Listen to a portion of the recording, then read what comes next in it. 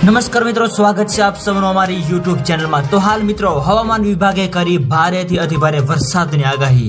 અને મિત્રો આજે ક્યાં ક્યાં પડશે ભારેથી અતિભારે વરસાદ।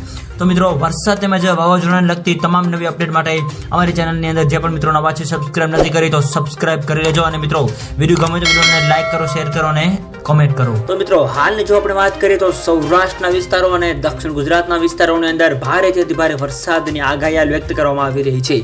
જેની અંદર મિત્રો બીજી બાજુ આપણે વાત કરીએ તો ચિત્રા નક્ષત્રની અંદર પણ મિત્રો હવે 12 ઓક્ટોબર દરમિયાન રાજ્યના અલગ અલગ વિસ્તારોની અંદર ભારેથી અતિભારે વરસાદ તો અમુક વિસ્તારોમાં છૂટોછવાયો વરસાદ જોવા મળી શકે છે જેવું હાલ અનુમાન લગાવવામાં આવી રહ્યું છે। તો મિત્રો બીજી બાજુ આપણે વાત કરીએ તો 10 થી 12 ઓક્ટોબર દરમિયાન પણ રાજ્યની અંદર વરસાદની માહોલ જોવા મળી શકે છે।